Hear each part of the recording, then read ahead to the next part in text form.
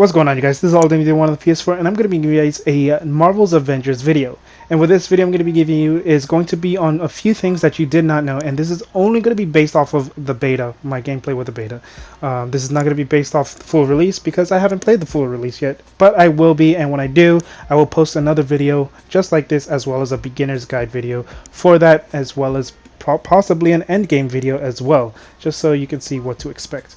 But let's go ahead and get right into it. So the first thing is going to be your comics. So your comics is basically all these different passives that you're going to be gaining anytime you find them. And the way the comics work is it's going to give you one passive for one comic. And if you find 6 comics of one section, then you're going to get 6 passives because it's, you know, it's just 1 and 1. But the thing with the comics is it's not going to give you a huge increase in your stats, but it does still give you an increase to your stats. I mean, it's just stats alone in general. Now, what's nice about comics is you don't have to get it for each character, because when you find a comic on one character, it's going to be there for all your characters. And you don't need to activate your comics either, because they're already active. All the comics in your in the collections in the comic section, they're already going to be active, so you don't need to press anything to make it to where they're active or anything, and you don't need to complete the set to actually make use of the perks as well. You will always have the perks active, even if you only have 1 out of 10 different comics. You will always have the active or the bonuses active regardless. Up next is going to be your challenge card. The challenge card is basically a battle pass, and it's not something that you have to buy because I mean, you already get it while you're in the game. So you get points in your battle pass only from the daily and weekly challenges. If you don't do those, then you don't get any points.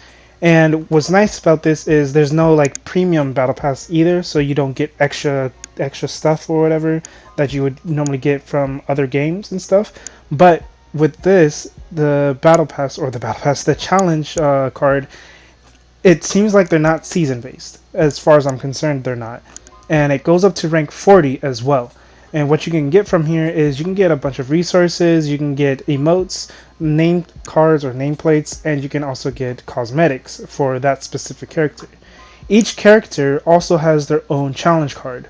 And the challenge cards are not retroactive, so if you do it on one character, if you get level 40 on one character, you're not going to be level 40 on the other unless you've been doing the daily and weeklies all the time. And the daily and weeklies, they don't give you a lot of points, so you're never going to actually be able to complete all this in one go. But as long as you just keep doing it daily and whatnot, then you should be able to hit rank 40 within maybe a few weeks. Up next is going to be your skill and gear synergy. Now, there's no actual real indicator that will say skill and gear synergy or any of that, but it kind of goes hand in hand. That you can see that the weapons and some skills will actually go together. For example, this one says heavyweight spark, 14.6% chance heavy combos finishers grant a heroic charge burst for all heroics. And stealth impulse, 20% increased stun damage when invisibility is active. So you have there's already 2 different things right there. You have one that's for heroic or the finisher combo, a heavy finisher combo, and then one for invisibility. And then this one also gives you proficient buff, 13.8% chance ranged power attacks grant a damage buff, and it obviously requires a ranged ability. And right here, the ranged power attack is your perforator on Black Widow. So if you don't have this unlocked, then you won't be able to actually make use of that. And if you do have it unlocked, you have to make sure you're using it in order to get the damage buff. And I mean, like I said, it just goes hand in hand with each other. There's no real synergy, like it's going to give you some overpowered anything. But I mean, if you really want to make use of certain gear, make sure you do read it and make sure you use the ability that goes for this specific gear just to make your character even stronger and do more damage or be more resilient to damage. Up next is going to be the stats. So there's going to probably be a lot of people that are wondering what each stat actually does, and in the game it actually tells you. You could view your stats and they can actually show you what each thing does. So might equals melee damage, precision equals range damage, proficiency equals crit chance and perk chance, Valor equals heroic effectiveness and critical damage. Heroic effectiveness is probably both damage and the healing, or just pretty much anything that involves the abilities. Resolve equals health, so max willpower and willpower recovery effectiveness, which is healing, or the amount of healing you're receiving.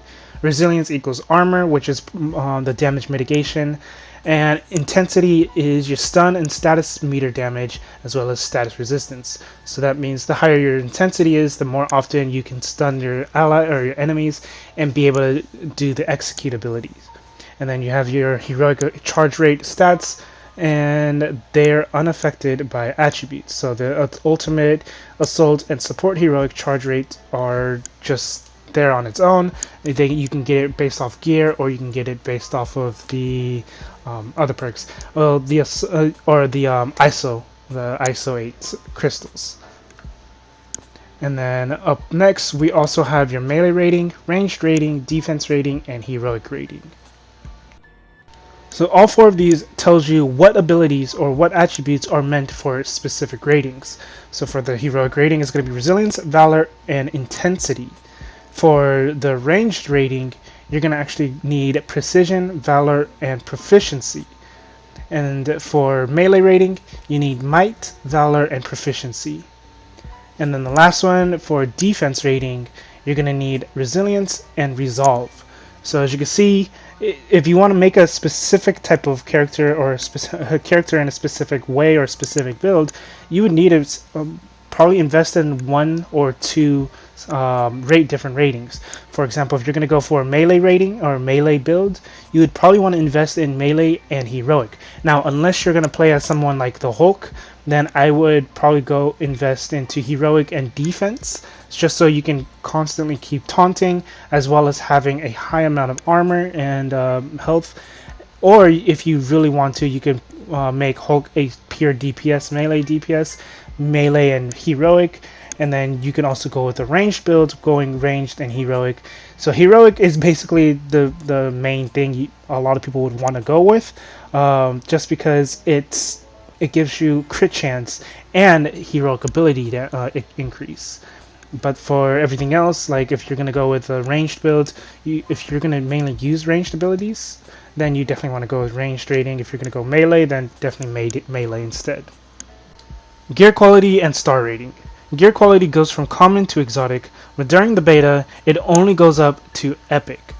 There is also a rating system in the gear, which also gives you a 1 star to 5 stars, 5 stars being the best.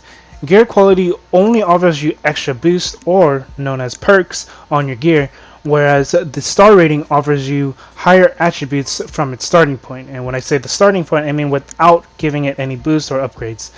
So a rare star or rare 5 star can actually be better than an epic 3 star just off attributes alone, but the epic will always have that one extra perk or so on, just because it's an epic versus a rare.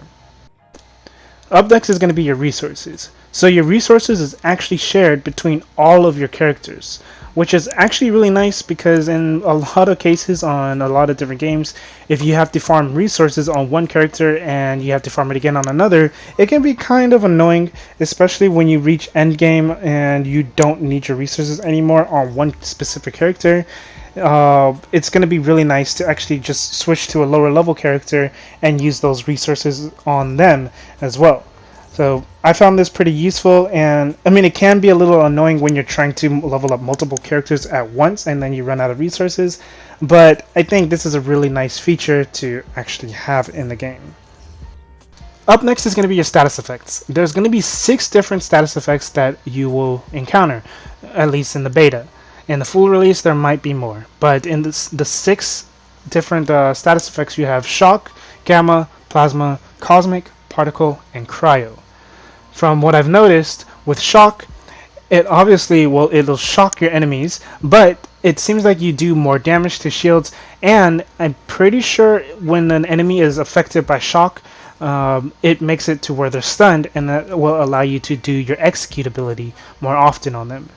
And then you have gamma, which deals damage over time, poison damage over time, and it spreads to nearby enemies after that enemy or has been defeated. So if an enemy that has a full gamma proc on them and they get killed, it'll spread to nearby enemies that are within close range of them. Next is Plasma, which is just fire damage over time. I don't know if there's a debuff or buff to it. I haven't tested it fully with it. And then you have Particle, which turns enemies into tiny beings, and with that it also makes it to where they deal less damage as well. You have Cryo, which will freeze your enemies, and then you have Cosmic, which I'm unsure of what it does at the moment, but I think it disables enemies from using their abilities, just because when we get affected by Cosmic or something like that, it makes it to where we are unable to use our abilities because it takes our energy away. And then it also it makes it to where you are dazed as well. But again, I'm not 100% sure. Hopefully they will add something in the game that tells us what each status effect really does, so that would be really nice. So next up is going to be joining underleveled players. So there's actually a huge benefit of joining someone that is under your level by a lot. I'm not talking about character level, but I'm talking about your power level. So when you join a friend or you join a random person that is, let's say they just started the game, so they'll be like power rank 6 or 7 or 5 or 6. When you do that and they put the game on brutal, this will allow you to still get the same gear that you would normally get on your own brutal, but the enemies will be at a much lower level. So this makes it a little easier to farm for gear for yourself, and then you could just switch and help them do the same thing. Up next is going to be your loot objective finder. With this, it's actually going to be called the tactical awareness. All you have to do is just press up on your D-pad when in the mission area. I don't know what it'll be for PC, but it'll do the same thing. When you press up on your D-pad, it's going to show you all the hidden locations for gear and resources, so all these different chests. Now some of these do have puzzles and things that you have to do in order to get these chests, but it'll tell you that the chest is nearby pretty much. And Jarvis will also tell you that there's a nearby chest or nearby resource. And this can also help you find objectives for your missions much easier, as well as being able to navigate where all your friends and allies are at. So this definitely helped me when I played as Kamala in the very beginning, because I had no idea where I was going. So this is definitely going to help a lot. All you have to do is just follow the white orb if you're trying to complete the objective, and it'll take you to where you need to basically go. So yeah, I mean, hopefully that helps you out a lot like it did with me. So that's pretty much it with this video. Hopefully this helped you guys out. If it did, I would really appreciate it if you liked the video and even possibly subscribe. I do also now started to stream on Twitch, so if you want to go ahead and check that out, just go to twitch.tv/alldayanyday1 and you'll be able to see me. I don't just stream Marvel, but when this does release on full, it's probably going to be the only game I really do stream compared to really any other game that I'm pretty much playing right now. But yeah, like I said, if this helped you out, go and leave a like, comment, subscribe, and that's pretty much it. This is All Day Anyday 1 on the PS4. Have a good day, good night, and peace.